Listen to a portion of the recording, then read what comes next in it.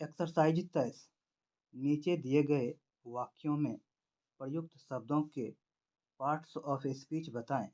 तो parts of speech का अर्थ है कि एक सेंटेंस दिया रहेगा और उसमें से बताना है कि कौन नाउन है, कौन प्रोनाउन है, कौन एडजेक्टिव है, कौन वर्ब है, कौन एडवर्ब है, कौन प्रीपोजिशन है, कौन कंजक्शन है या कौन इंटरजेक्शन है।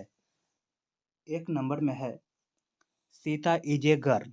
सीता एक लड़की है। तो यहाँ पर सीता प्रॉपर नाउन होगा क्योंकि सीता किसी लड़की का खास नाम है। इज तो इज हो जाएगा मेन वर्ब क्योंकि जिस सेंटेंस में एक ही वर्ब हो तो वह मेन वर्ब कहलाता है। ए हो जाएगा आर्टिकल। तो ए, एन और द को आर्टिकल कहते हैं। गर्ल हो जाएगा कॉमन नाउन क्योंकि दुनिया में जितने भी लड़की हैं सभी को गर्ल ही बोला जाता है। तो गर्ल हो जाएगा कॉमन नाउन। 2 नंबर में है सी वाज हैप्पी। वह खुश थी। तो यहाँ पर सी हो जाएगा प्रोनाउन क्योंकि जो नाउन के बदले प्रयुक्त होता है उसे प्रोनाउन कहते हैं। तो सी हो जाएगा प्रोनाउन। वाज हो जाएगा मेन वर्ब क्योंकि इस सेंटेंस में एक ही वर्ब है तो वाज हो जाएगा मेन वर्ब। और हैप्पी हो जाएगा एडजेक्टिव। तो एडजेक्टिव क्यों होगा? क्योंकि ये नाउन या प्रोनाउन की, तो यहाँ पर है सी प्रोनाउन।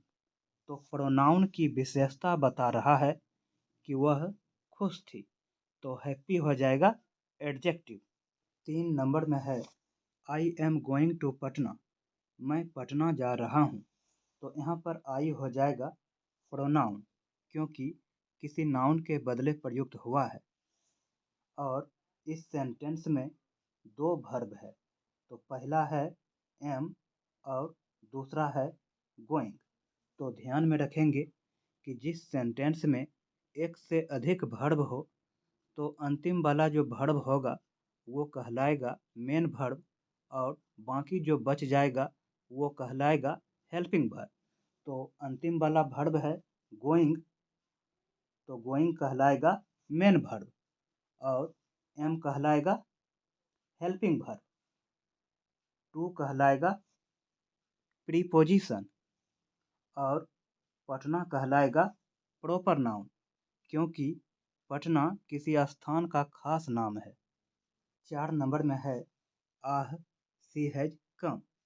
आह वह आ गई।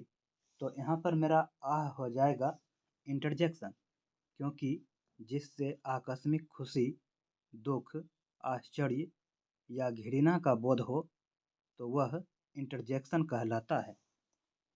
सी हो जाएगा प्रोनाउन क्योंकि ये नाउन के बदले प्रयुक्त हुआ है और इस सेंटेंस में 2 वर्ब है। तो पहला है हैज और दूसरा है कम। तो ध्यान में रखेंगे कि जिस सेंटेंस में एक से अधिक वर्ब हो तो अंतिम वाला जो वर्ब होगा वो कहलाएगा मेन वर्ब और बाकी जो बच जाएगा वो कहलाएगा हेल्पिंग वर्ब। तो हैज हो जाएगा हेल्पिंग वर्ब। 5 नंबर में है the mango is very sweet. आम बहुत मीठा है। तो यहाँ पर द हो जाएगा आर्टिकल क्योंकि ए, एन और द को आर्टिकल कहते हैं। यहाँ पे मैंगो हो जाएगा कॉमन नाउन क्योंकि पूरे दुनिया में आम को मैंगो ही बोला जाता है इसलिए मैंगो हो जाएगा कॉमन नाउन। और इस सेंटेंस में एक ही वर्ब है इज इसलिए इज हो जाएगा मेन वर्ब। यहाँ पे वेरी हो जाएगा एडवर्ब क्योंकि एडवर्ब वह शब्द होता है जो किसी वर्ब, एडजेक्टिव या फिर दूसरे एडवर्ब की विशेषता बताता है उसे हम एडवर्ब कहते हैं। यहाँ पर वेरी स्वीट की अर्थात एडजेक्टिव की विशेषता बता रहा है कि मीठा है बहुत। तो वेरी हो जाएगा एडवर्ब और स्वीट हो जाएगा एडजेक्टिव। 6 नंबर में है द बेबी रन्स फास्ट। बच्चा तेज दौड़ता है। तो यहाँ पर द हो जाएगा आर्टिकल, बेबी हो जाएगा कॉमन नाउन, क्योंकि दुनिया में जितने भी बेबी हैं तो सभी को बेबी ही बोला जाता है, तो बेबी हो जाएगा कॉमन नाउन। और रन्स हो जाएगा मेन वर्ब, क्योंकि इस सेंटेंस में एक ही वर्ब है, तो रन्स हो जाएगा मेन वर्ब। और फास्ट हो जाएगा एडवर्ब। तो यहाँ पर फास्ट अर्थात एडवर्ब, वर्ब अर्थात रन्स की विशेषता बता रहा है कि कैसे दौड़ता है, तो फास्ट अर्थात तेज, तो फास्ट हो जाएगा एडवर्ब। 7 नंबर में है आई लव यू, मैं तुमसे प्यार करता हूँ। तो यहाँ पर आई हो जाएगा प्रोनाउन, क्योंकि नाउन के बदले प्रयुक्त हुआ है। और इस सेंटेंस में एक ही वर्ब है लव, तो लव हो जाएगा मेन वर्ब। और यू हो जाएगा प्रोनाउन, तो प्रोनाउन के उदाहरण है I, we, you, they, etc। 8 number में है डू और डाई, करो या मरो। तो इस सेंटेंस में दो वर्ब है, तो पहला है वर्ब डू और दूसरा है डाई।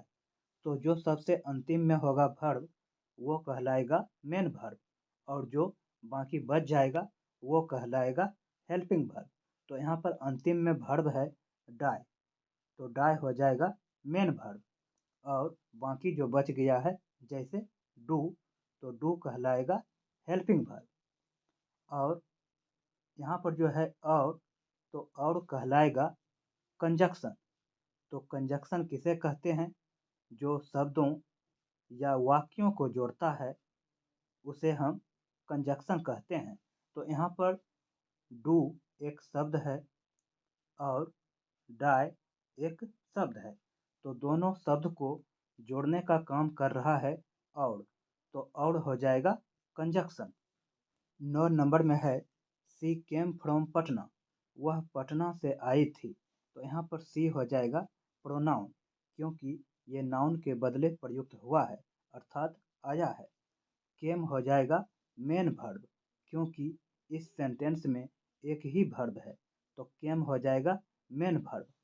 फ्रॉम हो जाएगा प्रीपोजिशन और पटना हो जाएगा प्रॉपर नाउन, क्योंकि पटना किसी स्थान का खास नाम है। 10 नंबर में है she was dancing and singing, वह नाच रही थी और गा रही थी। तो यहाँ पर सी हो जाएगा प्रोनाउन, क्योंकि ये नाउन के बदले प्रयुक्त हुआ है। और इस सेंटेंस में 3 वर्ब है, तो पहला हो जाएगा वाज और दूसरा हो जाएगा डांसिंग और तीसरा हो जाएगा सिंगिंग। तो जो सबसे अंतिम में जो वर्ब होगा वो कहलाएगा मेन वर्ब। तो यहाँ पर अंतिम में है सिंगिंग, तो सिंगिंग कहलाएगा मेन वर्ब। और जो बाकी वर्ब बच गया है जैसे वाज और डांसिंग, तो ये दोनों कहलाएगा हेल्पिंग वर्ब। और एंड हो जाएगा कंजक्शन, क्योंकि यहाँ पर लिखा है सी वाज डांसिंग, तो सी वाज डांसिंग एक सेंटेंस है, वाक्य है। और यहाँ पर सिंगिंग भी एक सेंटेंस है अर्थात वाक्य है। तो दोनों वाक्य को जोड़ने का काम कर रहा है एंड, तो एंड कहलाएगा कंजक्शन।